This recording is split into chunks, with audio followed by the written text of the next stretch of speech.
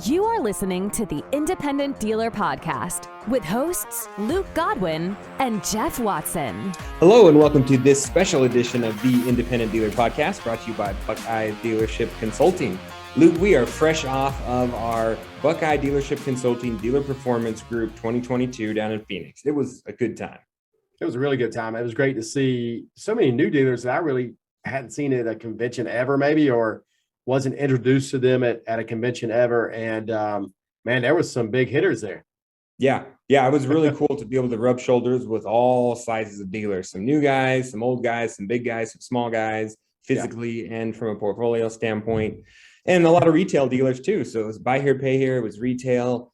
I mean, it's cool. You know, if you listen, you know, Buckeye is a sponsor and a friend of the podcast. And they're really kind of putting their money where their mouth is to be a resource and kind of a tool for buy here, pay here dealers and retail dealers. For sure. One of the neatest convention experiences that I'd ever had, and I've probably been to, 20 conventions plus, and just having the general meeting kind of thing, and then having the dig in performance group type of thing was really neat. And it's going to be the thing of the future. I'm glad Buckeye is putting their money where their mouth is. And it's going to change the industry, in my opinion. I believe it. Yeah. So we're going to bring you a couple different segments. One of them, we had some general presentation sessions while we were there from a couple of the vendors and experts in the industry. Luke, we talked with Chris Machika that we caught up with afterwards back when we got home. He's going to give us a kind of the rundown on the future of GPS devices and where those are going. And we also had an insurance conversation. We did. And there's so many, every time you get onto the Independent Dealer Facebook group, somebody's asking about insurance, Jeff. Mm-hmm. And it just so happens Buckeye got two super intelligent guys when it comes to dealer coverage. And it's so many different pieces to that coverage that dealers just don't even think about. So we got them to explain it to us and really break it down for us. And really and truly, people out there, it's not about covering your inventory. It's about covering your liability. And they can speak to that and really tell you what you need to get from your insurance company. Yep. Stay tuned. Here we go. Hey, here we are, guys, again here at the DPG Dealer Performance Group with Buckeye Dealership Consulting, sitting down with a couple of gentlemen that gave us a great presentation, just barely, about insurance. Yeah. Again, not really the sexiest stuff. Yeah, racy. Yeah, but very important, and they brought up a bunch of good points. So let's recap for the audience, Luke. What did we go over? What were the kind of the high points? Actually, let's introduce these gentlemen first. Jeez Louise. Jay Williams. So I've been working with auto dealers since 2002. Started my background, I was a field underwriter for Zurich. So that's where I cut my teeth in the car business. I formed the Dealer Risk Solutions back in 2009. And I work with about 90 buy here, pay here auto dealers across the country. Wow, that's a lot of dealers. Yeah, he hears a lot of That sounds like a mess. Yeah. And this is Rich. Rich Gutierrez. My background is I actually worked in a buy here, pay here, sales and sales management for about 6-7 years, and then went to work directly with Federated Insurance as a field underwriter and agent for them. And then I've been with Althans and Dealer Risk Services for the last 2 years, working with Jay. So they gave a great presentation, and of course, I think if you email the guys at Buckeye, they will send you the full video audio version. Yeah, I would think so. But let's get a recap, Luke. You pulled out a couple of really good points. We want these guys to kind of drive home these points. Yeah, and this isn't the sexiest thing to talk about, but it is something that every dealer has to do, and it is without this you cannot be a dealer. Not for long. And it's a very expensive part of being a dealer. Yeah. So they went over some great things. The first question I had that you went over was, why is the buy here, pay here dealer more expensive to insure than a regular independent dealer? Mainly because you're a bank. So you hold the paper and you extend finance. So the underwriting community looks at buy here, pay here auto dealers as a financial institution. and also for the collections. So And that's not even including, because of course none of you guys out there are doing your own repossessions in house, right? You're farming it all out. You're hiring it to other people, correct? I mean, they're all subcontracted, right? yes. So that's not even including the risk of buy here, pay here if you were a dealer who was doing that. But you're just talking about from a straight fact that we just have more paperwork. Correct. So it's the truth in lending really is the biggest exposure. So that is going to be any kind of mistakes, errors, or omissions on your credit applications. And what happens is, and where the underwriting community has really been burned recently, is with these class action lawsuits. Because typically, if there's one mistake, There's more. it could be a repeated mistake. Yeah, they're going to go back through everything. How much more is a buy here, pay here dealer paying compared to just a dealer who's not carrying any paper? Well, that comes down to supply and demand. Okay, so a franchised auto dealer and an independent auto dealer that does not hold their paper, they have maybe 7, maybe 10 different insurance carriers where they could bid their policies to. With buy here, pay here, there's only a couple of carriers anymore who will write buy here, pay here auto dealers. There's like 3 of them anymore. State and the like as well about those. So, Yeah, we have seen them essentially pull out of the Carolinas almost. It's scary. So it's a supply and demand issue, right? So where there's limited supply and the underwriters know that, hey, they're the only game in town. Prices go up. So the prices go up. Well, Interesting. the exposure's a little bit higher too, but with that demand issue and the supply. So you talk about the class action possibility. Yes. Something else you brought up that I didn't even think about was talking about social inflation when it talks about premium, how that affects premium. Can you tell us what social inflation is and how does that carry over into our space and how it affects our premiums? So it's what concerns the underwriters is that, hey, they're putting up $1 million limit on your umbrella, maybe 2 million, maybe 5 million, whatever that limit is that you purchase for your umbrella. And that is exposed with a class action lawsuit and also with any kind of social inflation. So what's happening is juries now, it used to be the baby boomers were on all the juries. Well, they're all retiring and kind of moving on, and they're being replaced by the young generation who are more socially active and I guess have a different mentality. They have a jackpot mentality. They're kind of anti-establishment. We see a lot of. Yeah, and they're wanting to make capitalism pay, right? Essentially. You're exactly correct. Wow, that's kind of scary because I hadn't really heard of that before. Another thing you brought up that maybe it's in the back of people's mind, but we don't really think about it. How does region affect your premium?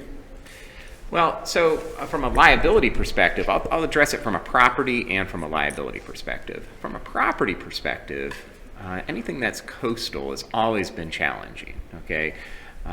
So we know that, with the wind and the hurricanes and what have you, you're always going to pay higher rates, but then also have higher deductibles. But that's true not just with buy here, pay here auto dealers, but with any kind of business, right? On the liability.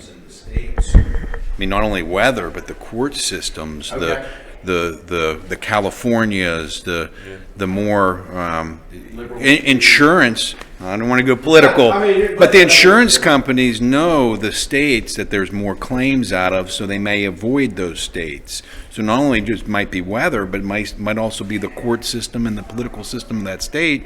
It's just not profitable for the insurance company to write business in that state. I mean, that's the bottom line. It's not only climate change, it's political landscape because of regions too. Then that's interesting. I didn't think about that. Yeah, so there are what is known as hotbed areas where insurance carriers like to stay away from. Cook County, Illinois is the #1. Okay, so no insurance company wants to write in Cook County, Illinois. If you're in New York, New Jersey, along the coast, Houston is terrible. San Francisco, anything in California on the left coast is difficult from an insurance perspective. But when you get into the Midwest, so Rich and I are from Ohio. Insurance underwriters, they love Ohio, right? Because it's relatively, pretty conservative. You don't have the crazy jury verdicts, and anything in the Midwest is a little bit less shaken by those. That is pretty cool. And so, yeah, I mean, I got so many other questions, but you also brought up something that's really, come to light. Jeff, you've had an issue with it, but cyber liability. Is that covered in our insurance policy? Is it something we need to make sure is covered in our insurance policy when you hear all these ransomware attacks and all this that have happened here in the last year?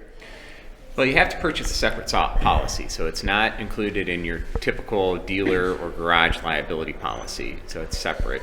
Okay. And it covers both first-party liability and third-party liability. So first-party would be any kind of attacks that attack your business, okay, and shut your business down.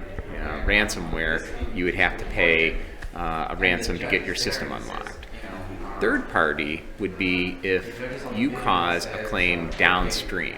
Okay, so let's say you act as a bank, you have all these files, right? Social security numbers, dates of birth, everything that a cyber criminal just loves.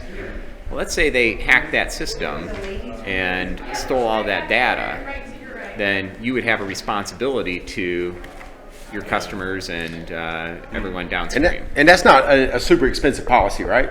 You can get it fairly inexpensive or not? Well, it's become more expensive recently. Because of all that, yeah. 60%. The premium went up 60% for cyber last year in our slide, 61%. It's incredible because the year before there was more money paid out for the claims, so the insurance companies are trying to catch up to the risk. Well, what's happened is the underwriters couldn't price the risk adequately. Because they hadn't had it, right? They really didn't know, and it's ever changing. So, the cyber crooks, they're one step ahead right now. So if we want a dealer to take away one thing from this, and I know this by one of my really good friends, an insurance agent, you talk about limits, yes. Right? And so all insurance policies aren't apples and apples, right? You got apples and oranges. So if a dealer is looking at one premium that's X and one premium that's Y, it's because of limits typically. What are the most important limits that a dealer should notice and make sure they have? The most critical component of a dealer policy is their errors and omissions liability coverage. That's not what we would typically go to. That's not the answer I thought you would say. Yeah. I thought you would say garage keepers or dealer. liability or slip and fall or my plate insurance, but you're saying errors and omissions. Well, and that's typical. So most dealers think that, hey, Inventory, yeah. right, is the most important, and then my dealer tags. My guy's driving a car and hits a grandma. Yeah. That's what everyone thinks, but really it comes down to that errors and omissions, the truth in lending errors and omissions, the title errors and omissions, the prior damage disclosure errors and omissions. That limit. A lot of the policies out there are written with 25,000, maybe 50,000 of coverage. That might pay a go-away, one-off type claim, maybe pay some defense costs or what have you. Yeah. But anything that involves class action or if it's anything significant, That's not going to touch it. That's not going to be enough. So we always recommend that you have an underlying limit of at least 500,000. Yeah.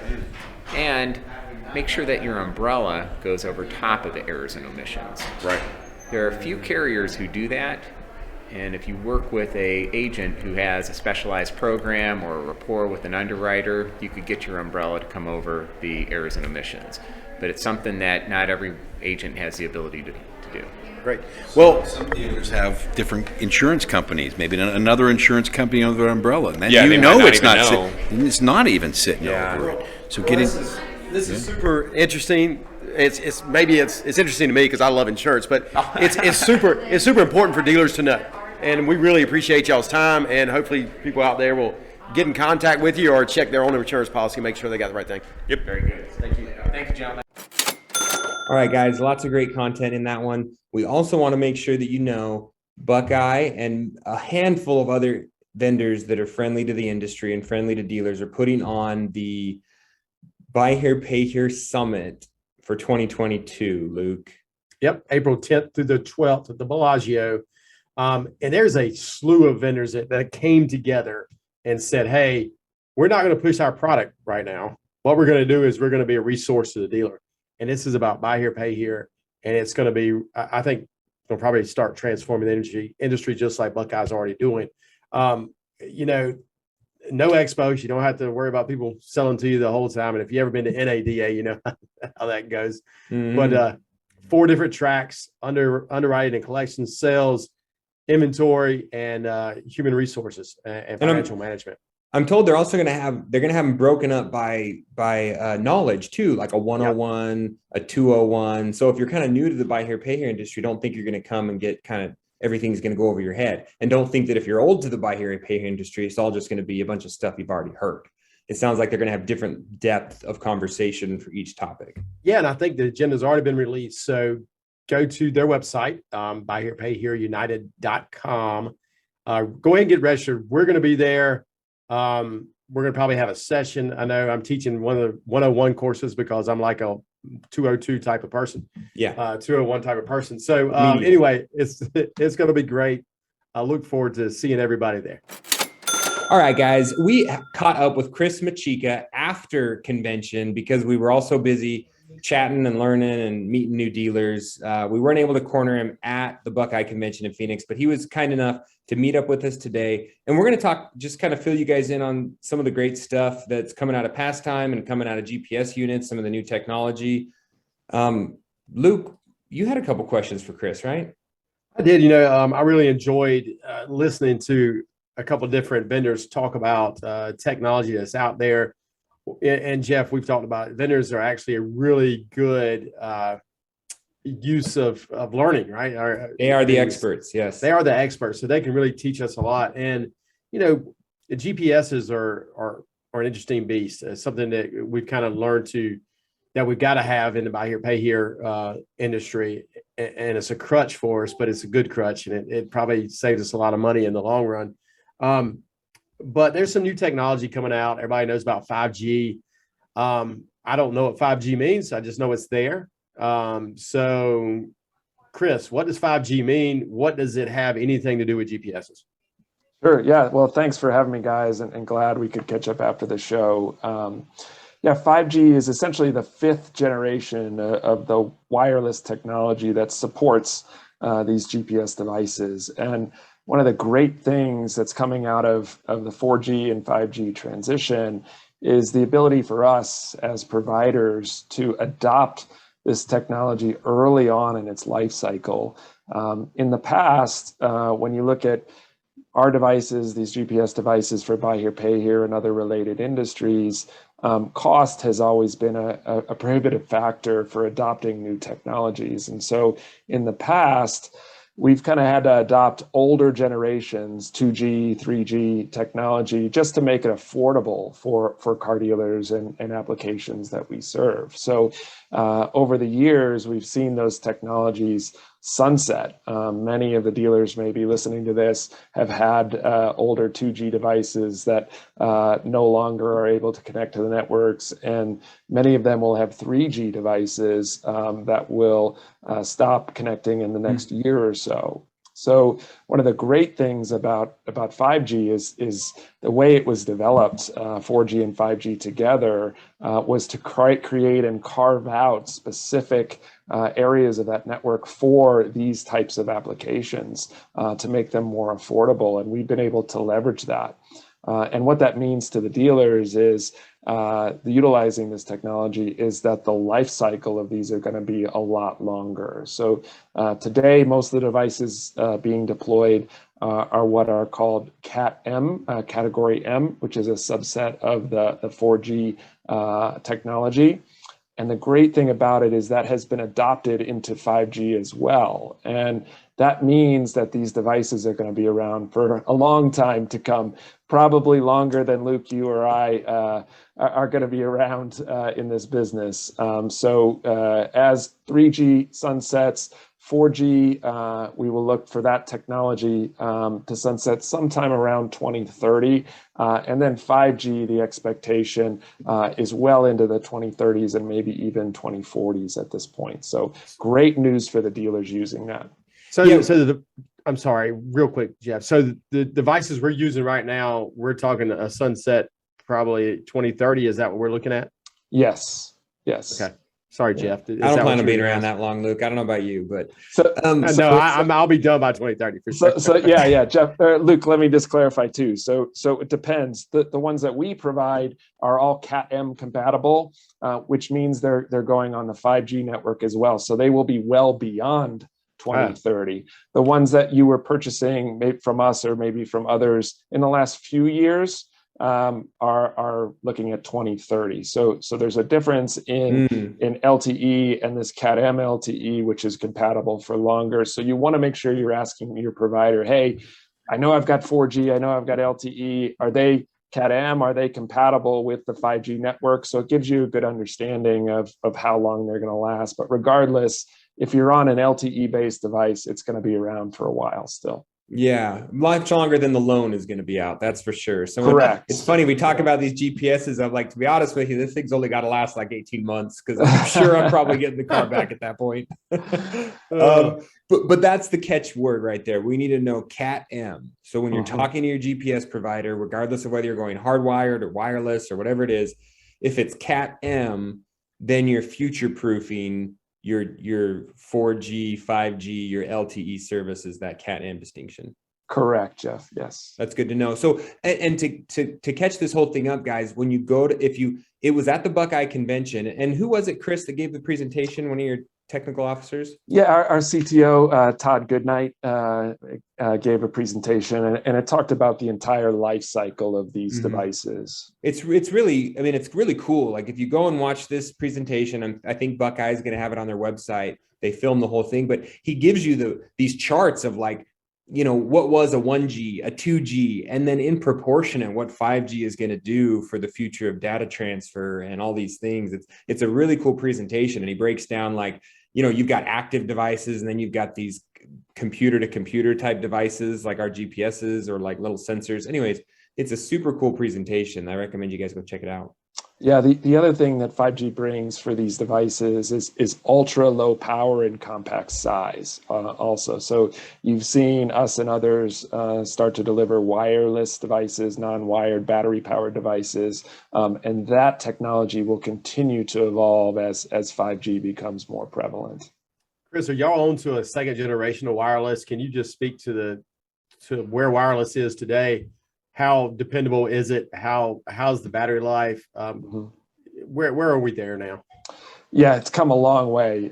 We launched our first wireless device about 3 years ago, and we are currently on our second generation and about to launch the third generation of that product, and have made significant improvements in the performance, not only of the devices connected to the network, but also the longevity of the battery, right?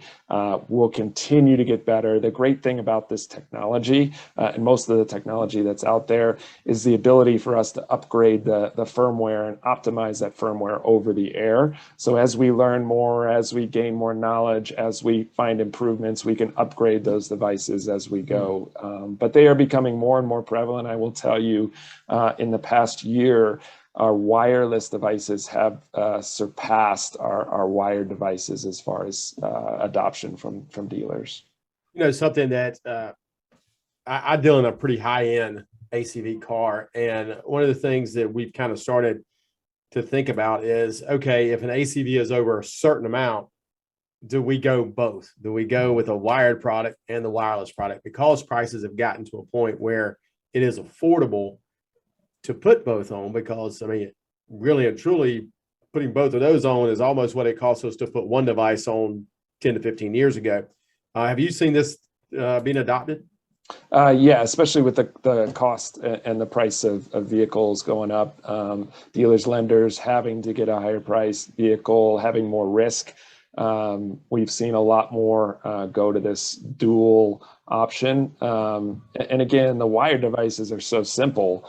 It's literally a 30-second installation and activation and throw it in and let it go. So we have seen a good percentage of our buy here, pay here dealers moving to that. And then the other one too is installation of these devices. You guys know finding good installers, finding good technicians is hard these days. And so we've seen a lot of dealers moving to the wireless just because they can't find the qualified technicians anymore. the reason I went to wireless was both those reasons. Is I eliminate installer error. Sometimes my guys would put it in and it'd work just fine, and then all of a sudden it stops working, and it's like, well, you didn't get a constant 12 volts, duh, or you didn't ground it right, duh. And then you also have tamper rates. Most of the time, they're going to hire some mechanic on Facebook or Craigslist that's going to go in for $60 and track down the little wire that's not supposed to be there and snip it. So definitely with our wireless, you have zero tamper, you have next to zero install errors. Sometimes you can put it in a stupid place, but and our failure rate isn't anything to speak of. My only limitation is the active tracking. And that's right. Maybe someday wireless get there where they're always available, who knows, but it's like when you want to locate it, and you have to wait to turn it on. It's certainly a different mentality, right? Different mindset. Completely pays off. Got to get into that different mindset. But yeah, no, we'll see the battery technology evolve so that we can continue to add more feature and functionality to it. And Luke, we've seen even retail dealers. I mean, GPS is always typically a buy here, pay here conversation, but we've seen retail dealers actually using these for security. Yeah, and that's what, thank goodness we started. We kind of actually had the funnel working today, Jeff. We phoned him right into the last thing we want to talk about, and that would be retail dealers. What have you seen the adoption? How do you see this adoption rate and use rate from retail dealers start to climb? What are retail dealers? What's best practice? What are they doing? Yeah, sure. No, we've seen a huge growth in that market, both new car franchise, used car retail, and even RV and power sports dealers offering this technology to their consumers as an aftermarket add-on. It creates a great profit center for them and a really nice, reliable product for the consumer. I think the LoJack name is still out there, but that old technology that people were familiar with where you can't really do anything until your car is stolen. And so you're paying for something that's almost a mystery and you don't utilize until your vehicle's stolen.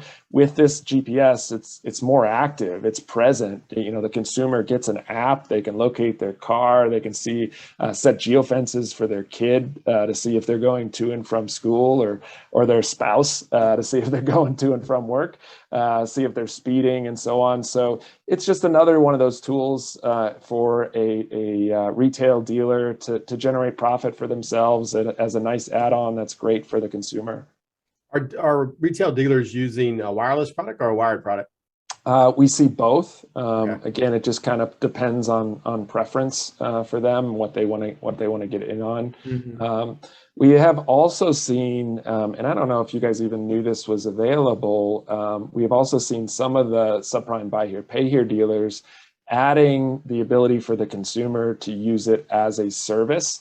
So you guys put the device on as a collection tool, risk mitigation tool, but then you offer the service in a separate agreement with the consumer to allow them to access the location technology as well. So it can be a nice add-on for you guys. If you want to offer it to your consumer that they can have access to the GPS as well. On our side, it's completely partitioned. So if you're doing locates, they can't see what you've done and vice versa. Mm-hmm. But it is kind of a cool add-on or benefit you can offer to your customers also. Yeah, because how many of us out there has had customers get on the phone and call us and say, hey, my car is missing. Can you tell me where it is? Yeah. So yeah, definitely something that would help. Interesting with power sports, because power sports are stolen all the time. I bet if you look, a typical power sport, motorcycle or side by side gets stolen probably at a higher rate than anything else out there. And I assume those are mostly wireless devices. I'm sure people are using the heck out of that. Yeah, and not only are they stolen a lot, but you're not using them every day, right? You're putting them in storage, stashing them away. They're kind of out of sight, out of mind, and the device can essentially give you an alert if it's all of a sudden it starts moving, right? I've got an old classic truck I have in storage, and if it were to move at all, I've got a device in there, and I'd get a text message immediately. So it's just again that peace of mind, letting you know, hey, I don't have to be watching this thing all day, every day. Yeah, that's super interesting. And Luke, I think we also have some friends that are using them like for me, I used to put a GPS in my cars the second they came on the lot, right? That was part of the initial recondition process. But then I started doing so much subprime that it made no sense to be installing and then uninstalling when the car went out, not as a buy here, pay here. So I stopped it. But I had peace of mind because I used to be able to just log on and see what cars are not in the right spot, or if a piece of inventory was missing, I could jump on and see, we left it over at this outside repair shop, or, Kevin drove it home and left it at his house. We'd be able to locate missing units. And some of these retail guys, they can use it. I mean, when you get a brand new car in, it's a $100,000 car, you can drop a wireless unit underneath the seat. Yeah. And now if that thing ever gets stolen in the middle of the night, you can locate it. A good friend of the show had some really big issues with high dollar cars being stolen. And he's starting to make it a part of their pre-inspection process of putting a wireless in there as soon as the car hits the ground there, and it stays in it until the car is sold to a customer. And it just gives them peace of mind because they had so many cars stolen, and we know how hard it is to get insurance. There's insurance on this show. So it just is an extra layer of protection just in case that car does get stolen. Yeah, we have a lot of dealers in the Northeast, New York, New Jersey. Land is obviously at a premium, so they got cars all over the place, right? And so the GPS just helps them make sure it is where it should be at any one time. The other nice thing we do, if dealers want it, is we can put a geofence around your lot and at 8 o'clock at night, enable a starter interrupt if you're using starter interrupt. So those cars cannot be started until 8 o'clock in the morning or 7 o'clock in the morning, right? So things like that, tools to help protect that inventory. Wow, that's neat. I didn't know that was possible too. Yeah. Well, Chris, this has been awesome. Jeff, you got anything else? That's awesome. That's great information for everybody. Well, we appreciate you being here. It's always a treat. And we look forward to seeing you at a conference soon, Chris. Great, guys. Thanks for having me. Thank you. And that was Chris Majika with Pastime. And Jeff, not everybody uses GPSs, but we see there that even retail dealers can use it. Even if you're selling RVs or power sports, there's an option for you to sell a product or protect your assets. And really protecting the asset is really what it's about. Yes, very important, guys. And the technology is moving along. So my thought was, make sure you order in small batches. You always want to make sure you get the newest technology. Be stuck with a bunch of old stuff. Anyways, if you listen to this point in the podcast, we definitely appreciate it. Be sure to go out there, leave us a review on iTunes or Spotify, email us, let us know that you did that. We're trying to get around to all of our dealer, interviews and conversations and our quote unquote consulting calls with those guys that have left us reviews. We really appreciate it. We'll definitely get you in and keep listening to the podcast. Dealers helping dealers. Please leave us a review and subscribe. The Independent Dealer Podcast.